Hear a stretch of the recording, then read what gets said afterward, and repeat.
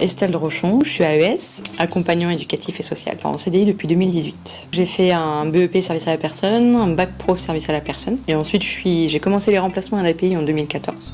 Donc j'étais au CESEB, j'étais à la Pérat, puis après j'ai commencé sur les maisons de canopée, et puis ensuite je suis partie en formation d'AES.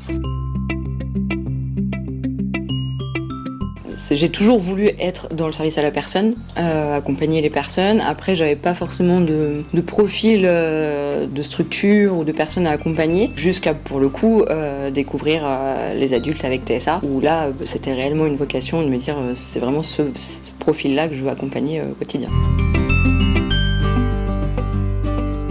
Et ben alors ça englobe à peu près tout l'accompagnement d'une journée, donc ça veut dire que le matin ça va être l'accompagnement aux soins d'hygiène, l'accompagnement au repas, et puis après il y a tout un côté éducatif où pour le coup là on va travailler en termes d'activités éducatives, sur des apprentissages, sur des loisirs, sur des sorties extérieures, voilà, tout le développement aussi de l'autonomie via l'éducatif en fait.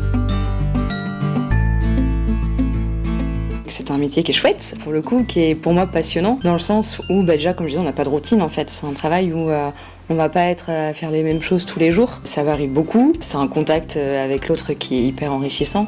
C'est-à-dire que nous, on leur apporte, mais eux nous rapportent beaucoup en retour. C'est un travail qui nécessite une remise en question qui est constante. Et ce qui est pour moi en fait le plus motivant, c'est que il faut toujours se questionner de ce qui va se passer, de ce qu'on va mettre en place, de pourquoi ça fonctionne ou pas. Et c'est riche parce que du coup ça amène à travailler en équipe pluridisciplinaire, à rencontrer plein de profils de professionnels différents et d'être en échange constant en fait avec les autres sur nos accompagnements.